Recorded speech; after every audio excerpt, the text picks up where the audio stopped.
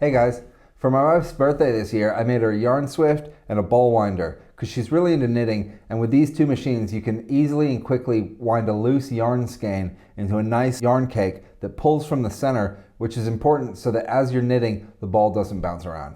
The swift holds the yarn and keeps it tangle free while it unwinds into the ball winder, which actually builds the yarn cake. In this video, I'll show you how to make the ball winder, and I'll make another video where I show you how to make the swift that I'll link up above and down below in the description, and so together you can make both devices. First, I'll talk you through how the ball winder works, and then we'll head over to the workshop where I'll disassemble it, show you how I made all the different parts, and then put it all back together. This is the drive wheel, which is a big pulley wheel with just a handle to turn it that has a groove to drive this leather belt, which drives this smaller pulley wheel on the winding assembly. This is the yarn guide, which guides the yarn off the swift, through the guide, onto the right part of the spindle. This wheel at the top is stationary and it cannot move. The winding assembly sits over this bolt and it's spring loaded and can actually lift up against the spring. You lift it up in order to pull the spindle on and off. And when you drop it on and then let the winder drop down, it engages these two wheels. Because this is stationary, this one then spins. So as you turn the drive wheel, it spins this way, but the spindle also spins this way. This enables you to get this X patterning, which is also what enables the cake to be wound in a nice tight cylinder that won't fall apart and pulls easily from the center. I'll quickly show you them working together and then we'll jump into the workshop. So first, take the skein, lift it over the swift, and hold it out right in the middle. Then raise the umbrella mechanism until it's nice and taut. Lift the bottom collar and lock it into position. From here I'll take the loose end, I'll pull it out, I'll wind it through the guide and through the notch at the top. If there's a loose end on the other end of the skein, you can just wrap that around the top of one of these to keep it out of the way. So this is all set to go. One or two winds and it should hold on to the spindle there, and from there, just start winding.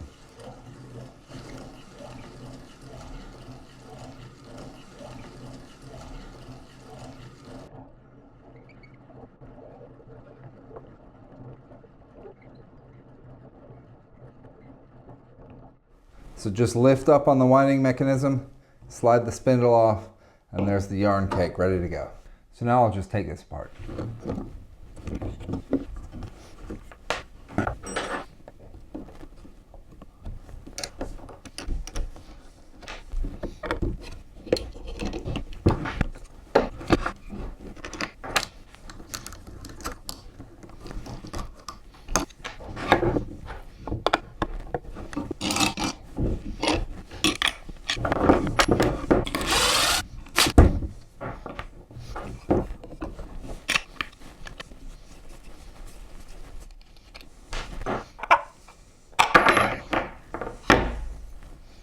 First I made the base and the two main pulley wheels from the same piece of wood.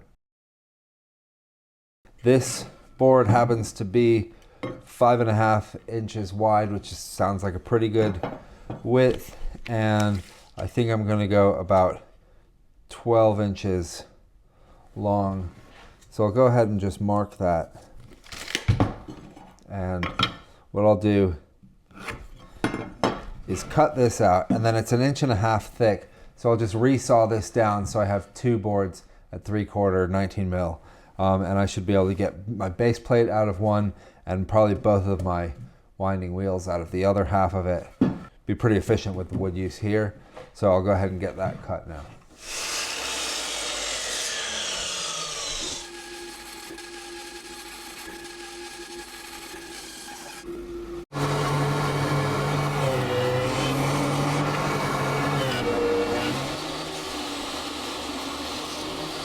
So the first wheel I'll cut out will be the full width of the board, which is just under 5.5. I'll measure 2 3/4, 2 3/4. So that's my center point. Mark the center there with a center punch. All right, so now I'll go ahead and cut this out.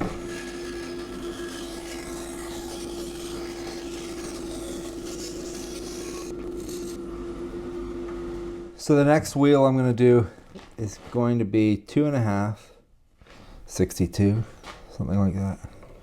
All right, so I'll cut that out now.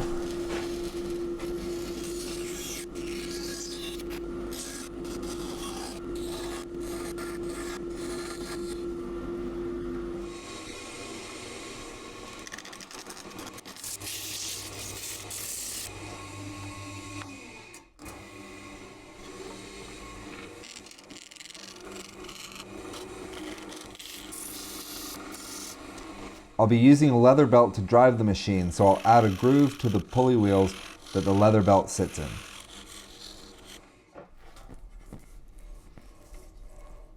So that's about good. I'm looking for it to really sit down in the groove, grab it on most of the sides, so it can really put some turning tension on there.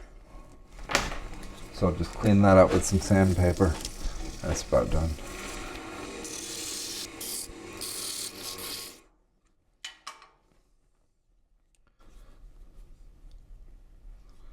There might be a new center after I've turned it down. So what I'll do is I'll get it spinning and mark the center, and as it spins that'll help me find the dead center of the current circle, and I can use that to find the center for drilling.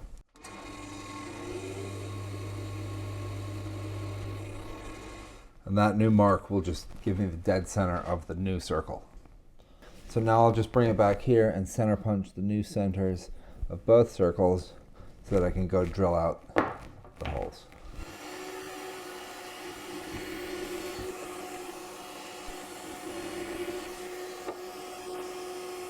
Now I've already put some screws in this for testing, so just ignore those for now, but the smaller pulley wheel needs one more modification. It needs to sit over a nylon lock nut. So I'm going to take a 15 mil Forstner bit and core this out a bit more than halfway so that the pulley wheel will be able to slip right over this nut.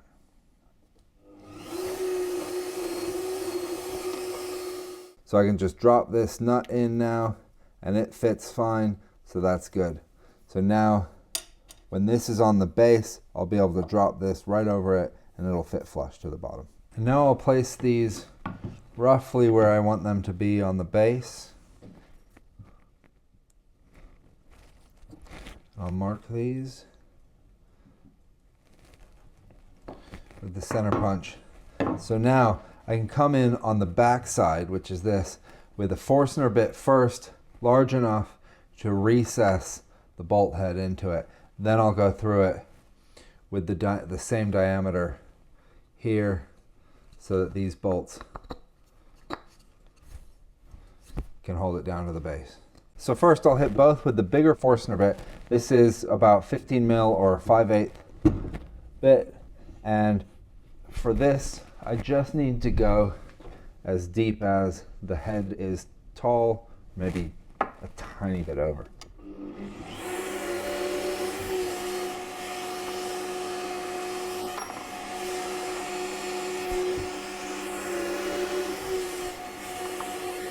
So then I'll switch this out. And this is a 5/16 bit for an 8 mil bolt. So I'll just find the center where the tip of the Forstner was in and just go all the way through now.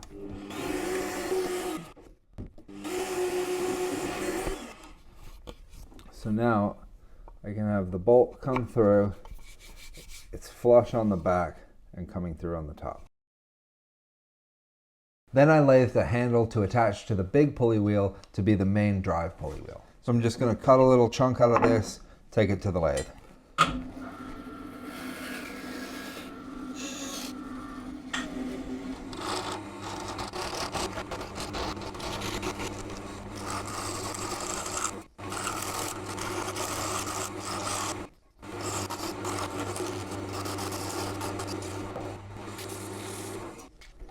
So I've got the knob turned out, and next I'll go ahead and put a 1/4 inch hole through it.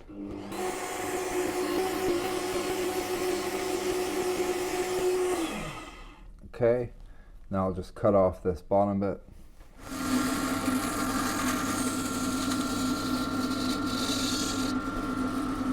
So now I've marked a spot far back enough that the bolt passing through won't interfere with the channel there.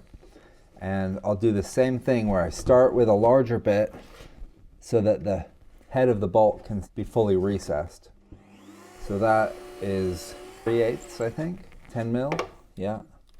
And then I'll switch down to this 1/4 inch, and that will match the hole I put in this. So now this can go through, fully recessed, and the knob can drop on. So then I'll just touch this up with a little sandpaper.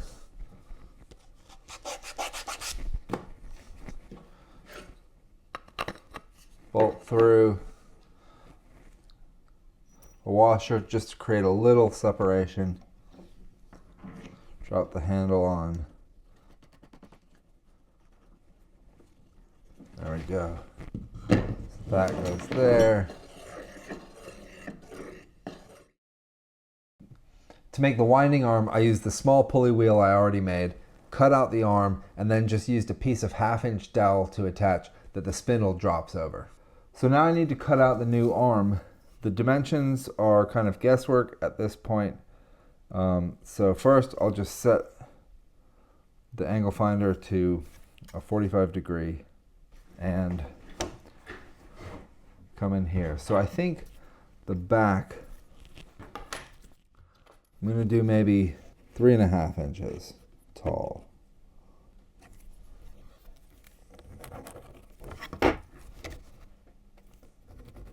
And then the bottom, I'll do say 4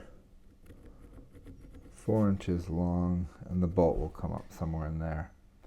Okay, so 3.5, which is 88 mil or so, and then 4, which is just over 100 mil. And then I'll make these 1/2 inch thick, 12.5 mil.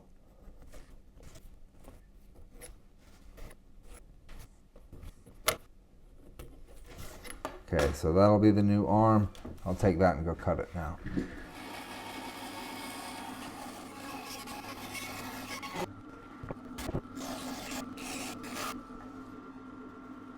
I'll go ahead and round the top while I'm here.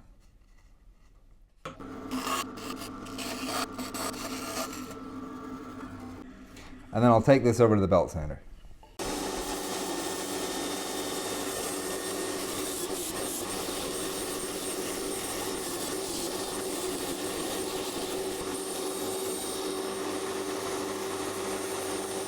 So now I'll line up the belt pulley right at the back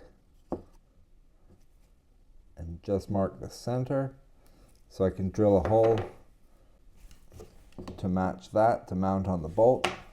And then sort of right here in the center of this arch, I'll mark that, and that will be the hole I'll pre-drill to be able to mount some doweling onto. So the hole here in the bottom part will be, it's actually at 11/32 I'm drilling, or 8.7. It's just bigger than 8 so that it can fit easily over an 8 mil bolt and spin freely.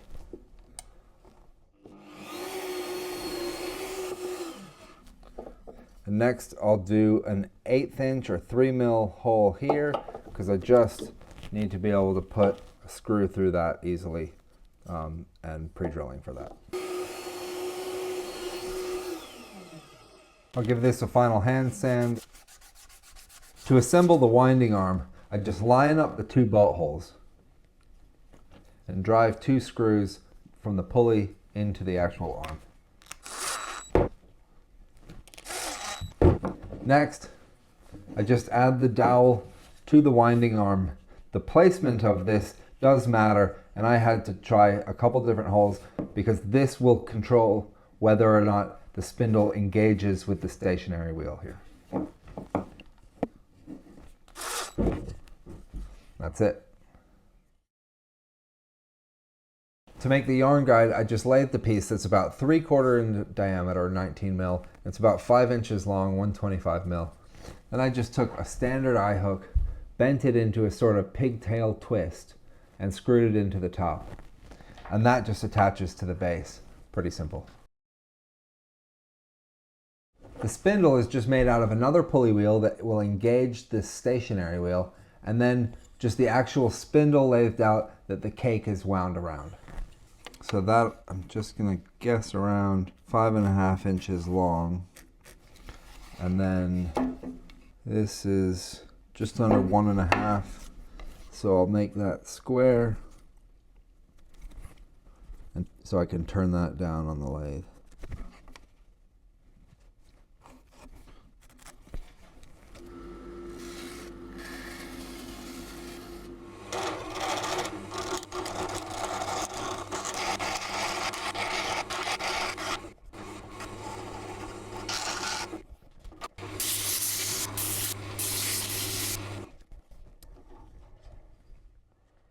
So I gave that a quick sand in the direction of the grain, and then it just needs a little slot in here where you'll start the yarn.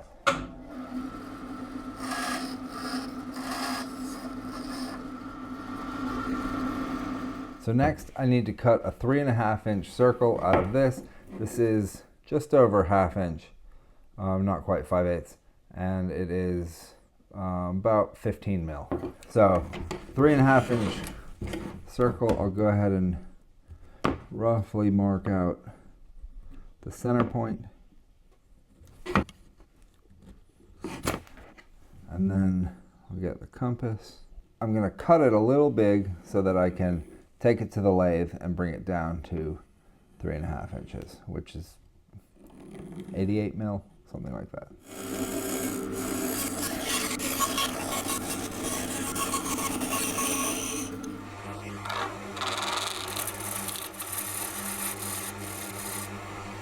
So that's pretty round now, and I can go ahead and start to measure it. All right, that's great. So now I'll just put this V groove in here.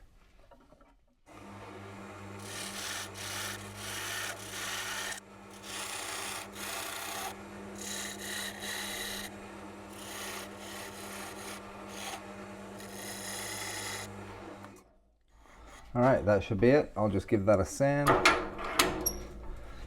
and ready to go.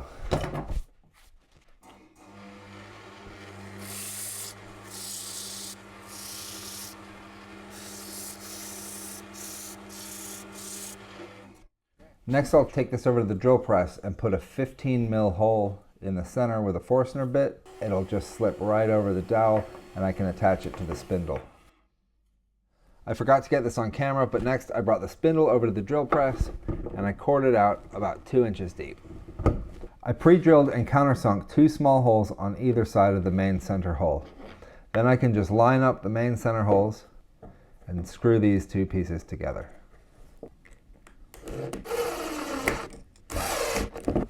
So that's the spindle assembled, and it can just slot down over the dowel on the winding arm.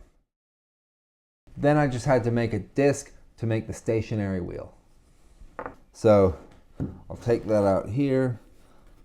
I'll mark the center roughly, set the compass for half of the distance.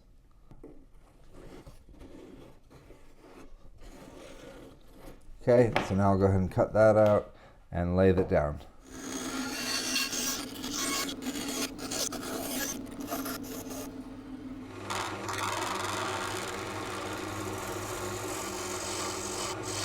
Now I'll use a 1/2 inch bit to put a hole in the center of this, because the distance between the 2 flat sides of this nut is 1/2 inch, and then I'll be able to just hammer this in and it will be locked into this piece.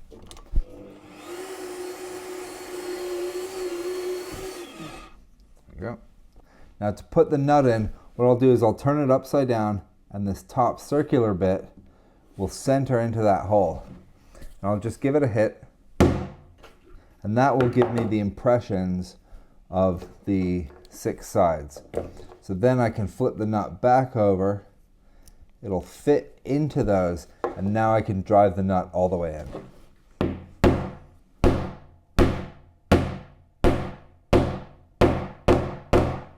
Once it's flush, that nut is not going anywhere.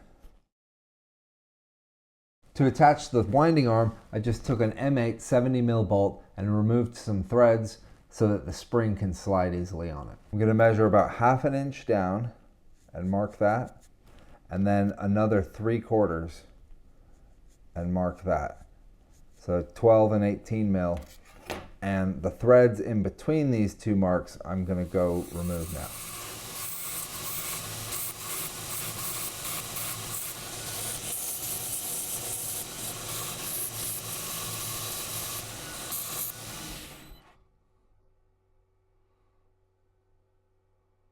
And I'll just touch this up with a fine file.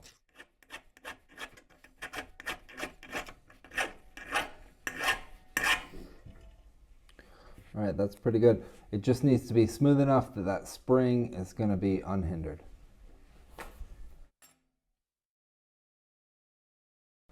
When all the pieces were cut out, I just gave them a couple coats of Danish oil to finish them off. Once everything's ready to go, it's pretty easy to assemble. First, I'll put the main drive wheel on. This is just an M8 30mm bolt. It drops into the recess in the back. I'll use a flathead screwdriver to wedge in so that the bolt can't turn, which allows me to put on a nylon lock nut. I'll just tighten this to take out any wobble, but loose enough that the drive wheel spins freely. Next, to attach the winding arm, I'll stick the bolt through, and I want to lock that down tight in place. So again, flathead, and cinch the nut all the way down.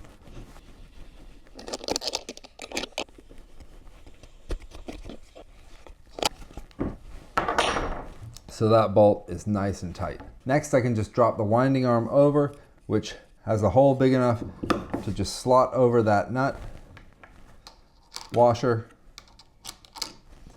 spring. Kind of have to thread this on because the spring is just big enough to get over the threads. Another washer. And then the stationary wheel that has the nylon lock nut installed in it just screws down. The winding arm should now be able to just push up against the spring. Next, I'll put on the leather belt. This is just a sewing machine belt. It's 1/4 inch leather, and there's a staple in that connects it.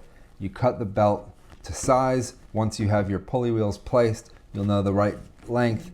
Put the staple in, and you can just wind it on.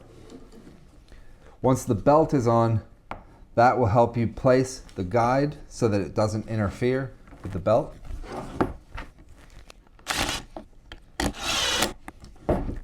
And last, you can just lift up the arm and drop the spindle on. That will engage the wheel, and there you go. When you're ready to use it, you'll want to clamp it into the table. For the winder, I just used a standard clamp that I had on hand, drilled an 8mm hole that can slot into to easily clamp it onto the table.